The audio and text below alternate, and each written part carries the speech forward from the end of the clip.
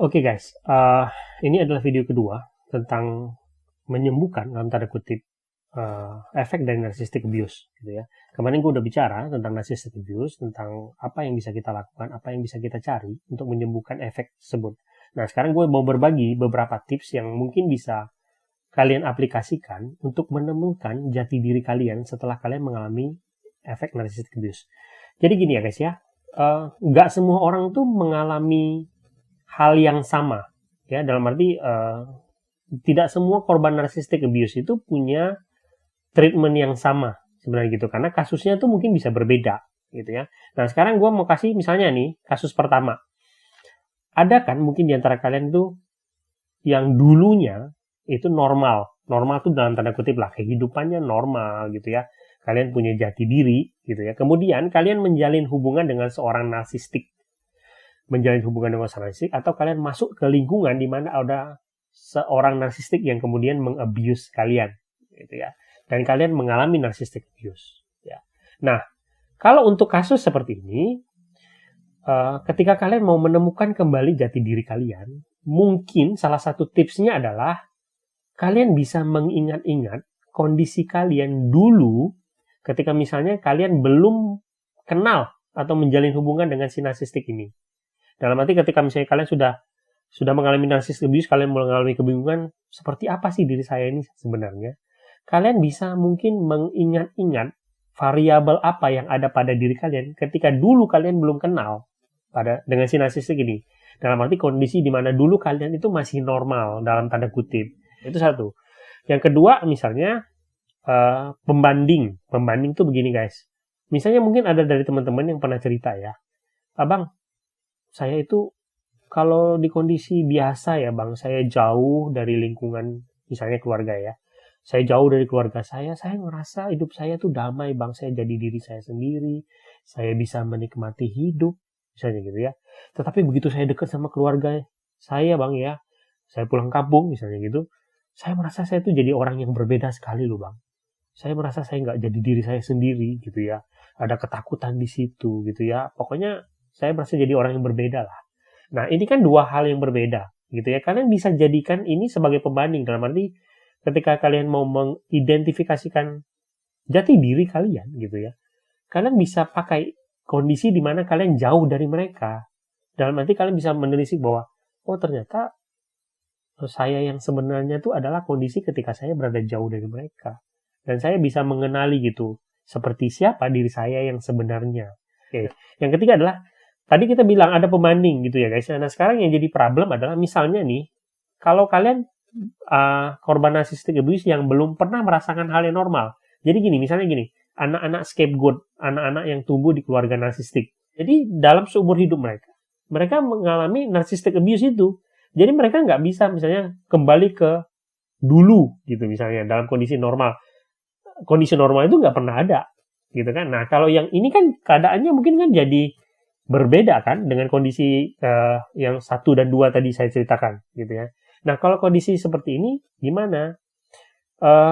Saya sendiri hanya bisa menyarankan kalian untuk nonton video ini ya. Bagaimana caranya menyembuhkan emotional neglect. Dalam arti begini guys, anak-anak scapegoat misalnya atau anak-anak yang tumbuh di keluarga narsistik itu biasanya mereka akan mengalami namanya childhood emotional neglect. Di video ini kalian bisa cek gitu ya, bagaimana cara misalnya menumbuhkan jati diri kalian, mengenali apa yang ada pada diri kalian gitu, karena ini yang bisa dilakukan karena kalian nggak pernah punya titik balik gitu ya, kalian harus menumbuhkan itu gitu. Nah, itu ada 3 tips kecil. Nah, sekarang gua mau masuk ke tips yang menurut gua besar gitu ya. Salah satu tips yang menurut gua mudah-mudahan bisa berguna buat teman-teman yang mengalami narcissistic abuse dan teman-teman yang merasa bahwa bang saya takut banget kalau ketemu narsistik gitu ya. Jadi gini ya, guys, saya mau bilang sama kalian, ada satu hal yang selama ini ketika kalian menjalin hubungan atau ketika kalian mengalami narcissistic abuse yang diambil dari kalian atau dirampas dari kalian atau nggak pernah diberikan sama kalian. Kalian tahu nggak itu apa? Itu namanya pilihan. Jadi sebenarnya guys, kalian harus ingat ya bahwa di apapun yang terjadi dalam hidup kita Ya, kita ini selalu punya pilihan. Tetapi yang jadi masalah adalah ketika kalian menjalin hubungan dengan seorang narsistik bisa meniadakan pilihan-pilihan itu. Kenapa? Supaya dia bisa mengontrol kalian sepenuhnya. Ya, itu jadi misalnya gini, kalau misalnya anak-anak yang tumbuh di keluarga narsistik, mereka nggak pernah punya pilihan.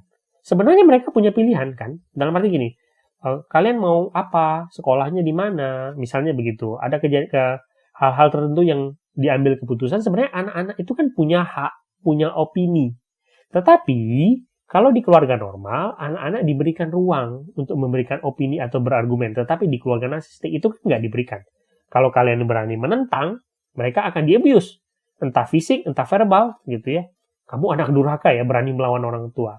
Nah, sehingga korban-korban narcissistic abuse, gitu ya, selalu berpikir bahwa mereka tuh nggak punya pilihan, gitu loh ya. Mereka tuh harus menerima kenyataan bahwa mereka akan selalu dijadikan korban. Itu sama juga dengan hubungan percintaan kan sebenarnya. Narsistik itu selalu bikin keadaan di mana kalian tuh harus nurut sama dia. Kalau enggak, kalian harus terima konsekuensinya. Ya, entah difitnah, entah dibully, entah di abuse misalnya. Saya mau ingatkan kepada kalian bahwa apapun yang terjadi, kita selalu punya pilihan. Ya, ingat, kalian harus ingatkan ini sama kalian. Jadi, misalkan ya, kalau kalian merasa bahwa kalian mau berhubungan lagi dengan narsistik, di setiap interaksi yang kalian lakukan, kalian selalu punya pilihan. Dulu itu sepertinya tidak ada, karena kalian tidak diberitahu itu. Sekarang kalian bisa selalu mengingatkan diri kalian bahwa saya itu punya pilihan. Pilihan itu artinya bahwa saya bisa selalu menuruti apa yang dilakukan narsistik kepada saya dan selalu mengulang siklus abuse yang terjadi kepada saya dari waktu ke waktu akan berakhir dengan hal yang sama, atau saya mengambil keputusan yang lain yang membuat saya tidak akan lagi menjadi korban. Oke? Kalian mungkin bertanya gitu kan, Bang, ini keputusan seperti apa, pilihan seperti apa? Itu harus kalian analisa sendiri. Percayalah sama saya, kalau kalian sudah tahu bahwa kalian punya pilihan, nanti kalau kalian berinteraksi dengan mereka, pikirkan pilihan apa yang ada pada kalian. Percaya deh, itu akan selalu ada. Oke, nah sekarang, satu tips terakhir ya. Saya mau kasih satu pilihan kepada kalian, ya, satu pilihan besar kepada kalian yang kalian bisa aplikasikan. Mulai saat ini, mulai katakan kepada diri kalian bahwa saya memilih untuk tidak akan lagi menjadi korban. Kalian katakan gitu bahwa saya nggak akan mau jadi korban kalian lagi. Saya tidak akan lagi menyediakan diri saya untuk menjadi korban kamu. Saya memutuskan bahwa saya tidak akan lagi punya mental sebagai seorang korban. Teman-teman tahu nggak apa bedanya mentalitas sebagai korban dengan tidak? Ya, sebagai ilustrasi gini guys. Kalau kalian misalnya berada di dalam sebuah ruangan bersama orang lain, kalau mentalitas kalian adalah korban, kalian akan berkata bahwa saya terjebak bersama seseorang. Saya bisa saja diserang oleh seseorang. Itu kan? Itu mentalitas korban. Tetapi ketika kalian merubah mentalitas itu dan berkata saya bukan korban, kalian akan berkata bahwa bukan saya yang terjebak bersama orang itu, tetapi orang itu yang terjebak bersama saya. Bukan saya yang harus takut kepada orang itu, tetapi orang itu yang harusnya takut kepada saya. Ini untuk menghadapi ketakutan kalian kepada seorang narsistik. Mulai saat ini, katakan kepada diri kalian bahwa saya tidak akan takut sama kamu. Kamulah yang harusnya takut kepada saya. Saya tidak akan membiarkan diri saya menjadi korban kamu lagi.